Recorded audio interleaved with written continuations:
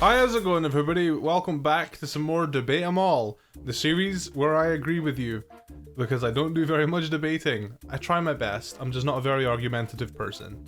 Anyways, this series happens every Thursday. I feel like I've got to mention that because I've had a few people asking when the next Debate 'em All is. Every Thursday. You're welcome. Drop a like on the videos if you're enjoying them, and if you've missed out on another Debate 'em All, And if you missed out on other Debate 'em All episodes, then there's a link to a playlist in the description down below. Be sure to check that out. Without further ado, let's just get into the first topic of discussion. I love doing this series. I'm glad you guys enjoy it so much. Shiny Pokemon colors were better when they were decided by an algorithm. A lot of newer shinies feel a lot more bland because only a selection of the Pokemon has been changed. Game Freak should only pick the colors for shinies that have no difference, such as Gengar or Garchomp. Right, so I specifically chose this one because I big disagree. When the algorithm chose shiny Pokemon, you got a lot of redundant shiny Pokemon, like every water type you can imagine, or every blue water type, shiny is purple. Like, you got Mudkip, you got Wailmer, you got Spiel, Clamperl, Kyogre, King of the Sea. Like, it's just so boring. So like, the algorithm didn't really do a very good job. I mean, the algorithm did give us shinies like Charizard. You know, that's pretty cool. Just for some context, in case you didn't know, back before Generation 6, so Gen 1, 2, 3, 4, and 5, Pokemon had color limitations, so I guess, I don't exactly know the exact reason why, but I think it was to save space. I guess rather than making a brand new, I guess, sprite for a Pokemon, they would just use the same color palette and swap it around, which is why some shiny Pokemon hardly change, some shiny Pokemon don't look great, some shiny Pokemon look great. And yeah, this person is basically saying they wish that Gen 6 and 7 Pokemon also were determined by an algorithm. Yeah, just flat out disagree for me, because I think Gen 6 and 7 have some of the best shiny Pokemon yet. If you actually look at my branding on my YouTube channel right now, I've updated it, so I've got Shiny Salandit. Shiny Salandit is actually one of the shinies you're talking about where only its body changes, its feet or its hand or its head, or its the fire on its body doesn't change, just like, you know, just its literal, I guess, torso. That's the only thing that changes, and I think that's dope. I'm personally a huge fan of subtle shiny Pokemon changes. Shiny Aron has always been one of my favorite shinies just because it's literally just the eye that changes. And to be honest, I know we're not really trying to go for realism here when it comes to Pokemon, but I think if Pokemon were to be real, shiny Pokemon are, you know, they would probably just have like little bits and pieces here and there that would change. I don't imagine, I guess, shiny Pokemon in the real world would just a complete all over change. Sometimes a Pokemon changing its, I guess, entire, you know, like Ursaring going from like brown to green, that looks cool. I think that looks really cool. But I don't think every single shiny Pokemon should be that way. Event Pokemon were better when you actually had to catch them instead of just receiving one. This is the where I was making the joke of I just agree with you guys. I don't think this is necessarily a hot take or anything, I just kind of wanted to talk about it, and I think that's mainly what this series is for, just to sit down and talk. So yeah, Event Pokemon, 100%. Event Pokemon... The thing about Event Pokemon is they've added so many Event Pokemon that were never really accessible to the world, and now that I guess Event Pokemon are worldwide accessible, they're just garbage. Like for Diancie, you literally just walk into a Pokemon Center, talk to a man, and that's it. It's nothing. It's garbage, and I'm really hoping that because this has been something that we've complained about a lot. This is Event Pokemon being as garbage as they have been is something everybody's complained about, and I'm really hoping that they start listening. I really want to know what their reasoning is for just distributing legendaries willy-nilly. Like, you can give us a code to input or whatever, that's fine. Just make a little side quest or something. Like, the spiky-eared Pichu was amazing. Arceus' event was really cool. You know, you had to take the flute all the way up to the top of Mount Coronet.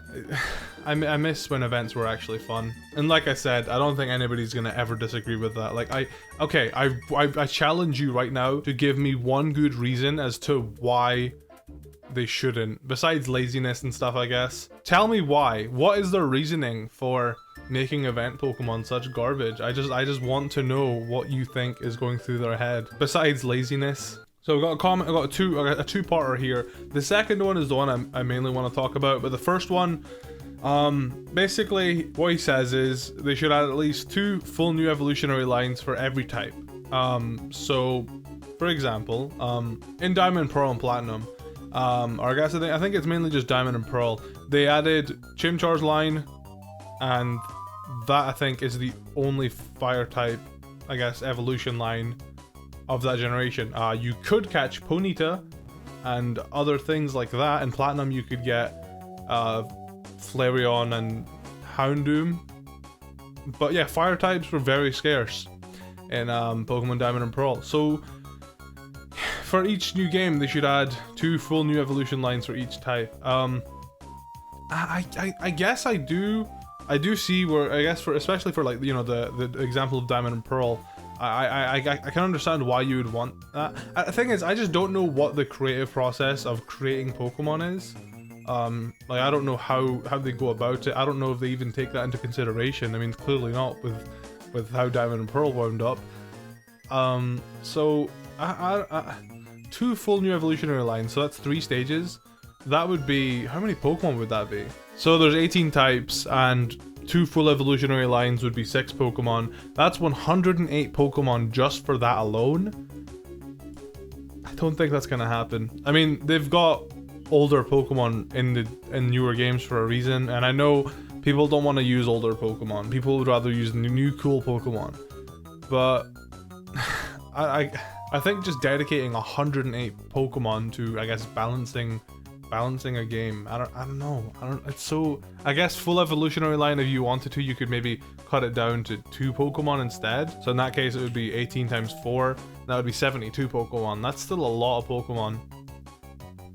I don't know if I agree with that first one. It's just hard to say, you know, because I think they've just been doing a good job for the most part. I think Sinnoh is quite a cold region, so maybe that's why there's not that many fire types there. I guess that could be a defense. Anyways, I don't want to be on that for too long. There's too many dragon type pseudos. While I love them, getting basically an overpowered dragon is something we now expect. Last time we got one which wasn't a dragon, it was Magros, and it even had Salamence as a second pseudo. We either need another region with 2 different pseudos, or a pseudo which isn't a dragon type at all. Imagine something like a bug ghost type, or some kind of new type combination, which would benefit from the base 600 stats. Well, Bug Ghost is Shedinja. I'm sure you know that. But yeah, I just want to say I agree. I never really thought about that, but the fact that Tyranitar and Metagross are the only non-dragon type pseudos out of 8, it's kind of ridiculous. If they're gonna give us a dragon pseudo, I would like them to do the same thing they did in Gen 3 and give us another pseudo alongside it that's a different type, because I like dragons, but I don't know. I think I would like them to try something different. And I would like it to be a really random type, because, you know, we've already got a steel pseudo, we've already got a rock and dark pseudo, got a psychic pseudo. I don't know, fire type's a bit over the top. There's so many strong fire type Pokemon. Well, yeah, a bug type pseudo would be really cool, I guess. I'm trying to think of like another a type that doesn't really get much love. A normal type pseudo? That'd probably be garbage. I don't know. Yeah, I agree with you though. Probably a controversial opinion, but I feel like IV should either be changed or removed outright. I like it as an in-game mechanic that boosts the difficulty of more advanced trainers like veterans, gym leaders, and Elite Four and stuff, but in online battles it can give an unfair advantage to one player if the other has not perfectly bred their Pokemon, not to mention the ridiculous work that goes into breeding perfect IV Pokemon. Like, it took me months to get all the things and Pokemon I needed in order to perfectly breed my Pokemon, and that's not even mentioning the process itself, which can take a couple minutes to whole hours if a Pokemon just refused to have that one stat you need. My suggestion would be to automatically up the Pokemon's IVs to max when entering an online battle. There, both players will be on equal footing, and the winner will be determined by the best players, and assuming RNG sus is on their side. RNGesus, okay, RNG sus, RNGesus. I'm perfectly fine with the EVs and Nature's work, so I think they should stay the same. I actually saw this tweet from, I can't remember who it was. I saw a tweet similar to this actually, saying that IVs should just be removed. And I think I like your, I guess your suggestion better, because IVs, the thing about them, outside of competitive play, And you know, Pokemon isn't that, I mean, Pokemon's got a big competitive player base, but its casual player base is much higher. And the thing about it, the reason IVs exist is just so every single Pokemon, for the most part, is unique. You know, you catch a Rattata, and then catch another one. One of them's going to have a higher attack stat than the other. One of them's going to have a higher defense stat. You know, the only way Pokemon can be the same is, you know, I mean, it's very unlikely to catch the same Pokemon, you know, I guess, over and over again. IVs give Pokemon personality, I guess, and I do like that. But I do prefer, I really like your suggestion of having natures and EVs be the main things that we have to worry about. Personally, I've been wanting to stop genning in Pokemon just because I really liked Let's Go Pikachu and Eevee and how you obtained Pokemon in those games. I liked that catching combo over 30 gave them like 5 perfect IVs. I don't want something like that in Sword and Shield, so to say. I just want to, I guess, I want it to be made easy to obtain competitive Pokemon, so that hacking is just kind of like not really, I don't know, because the reason why people hack is to save a lot of time. But now if we could change it so hacking would only save you like an hour of time, you know, I would probably just not bother hacking, because I can just I can enjoy preparing a team of Pokemon legitimately. I guess we're just gonna have to wait and see how Sword and Shield handles everything, but I would be really happy if your suggestion came to light. Yeah, I think that's the good alternative, because the other person's alternative was just to remove them altogether, but that would make Pokemon just have the same stats, and I don't know, it just wouldn't be cool. I know bottle caps are in the game, right? Okay, before anybody comments about it, I know bottle caps are in the game, but having to grind all the way up to level 100, it's just tedious. I'm really hopeful that Sword and Shield make obtaining legitimate Pokemon as easy as Let's Go did. That would be great. Okay, second region and Pokemon following aren't as good features as people say they are. Second region, I guess is this feature. I think I agree with this. I know it's a meme that I just agree with everything, but I think this is such a controversial opinion that me agreeing with it is going to be controversial for the viewers, for you guys watching. Like, I don't think it's an obvious agree. I think me agreeing with it is an unpopular choice.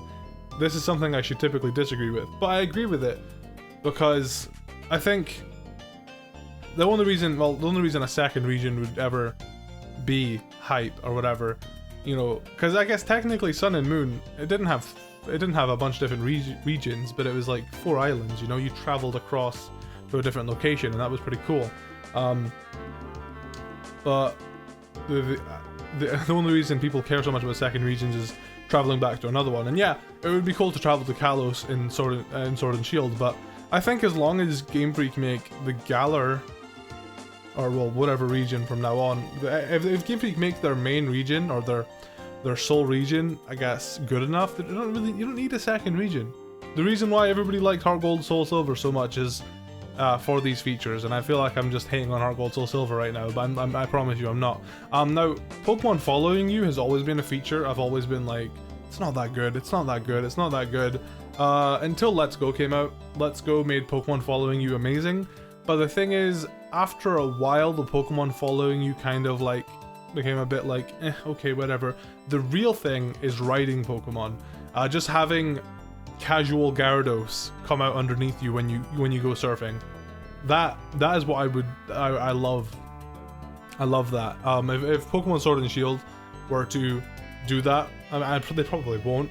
But if I can surf in the back of any Pokemon, if I can fly on the back of any Pokemon and explore the Galar region, man, that'll be so good. That'll be amazing.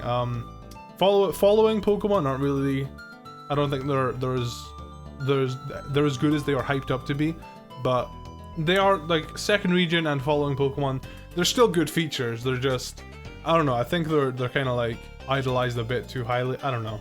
I know that's a really controversial take I've got. I just think people just think way too highly of them. Maybe. I don't know. Personally, I'd love to see balance patches be implemented into the Pokemon, like how games like Splatoon 2 and Overwatch update their games, since after the release they don't really touch anything in regards of balancing until the next games are released. No matter how OP some of them might be, like Mega Kangaskhan and X and Y, they only do patches when game-breaking bugs and glitches are found like that Lumio City save glitch and X and Y, and the Z momentum bug that would crash the game if used on Battle Spot and Sun and Moon. I believe if they implemented balances and patches into Pokemon, it would prolong the life of the games, and we'll get something people would be excited for in regards of both casual and competitive scenes of Pokemon. I know I just like agreeing with stuff, but this is actually a comment, or I guess a take I've never ever seen before. I think that would be good. I think a lot of people like thinking about it would really like to see that. I mean, it's highly unlikely to happen, but you know, it's on the Switch now. Just update your game regularly. Do patch notes like with Smash, you know? Just be like, okay, so after a few months we've determined that Mega Kangaskhan, a Pokemon that does 1.5 times the damage, is just ridiculous. So we've lowered its 0.5 times to 0.2 times. It's not so broken anymore, guys. And I don't know, that would like, you know, shake up the meta. It would keep the game alive, like you said. I would give people something to look forward to. This is a good comment. I like this one. And last, hot take. The Pokedex should provide way more information than it does. For something called the Pokemon Encyclopedia, it doesn't tell us anything about evolution or learn sets. I shouldn't have to go to Cerebi, Bulbapedia, Pokemon Database, etc. to know what moves Pokemon can get. Making informed decisions would be much easier if it told these things after catching a Pokemon like it does in the anime. Half agree. Okay, so I love sites like Cerebi and Pokemon Database. Of course, I don't want to see, you know, I don't want to see them get damaged or anything. Or, you know, because if Pokemon were to add something like this to the Pokedex, I don't know if their sites would really take a hit.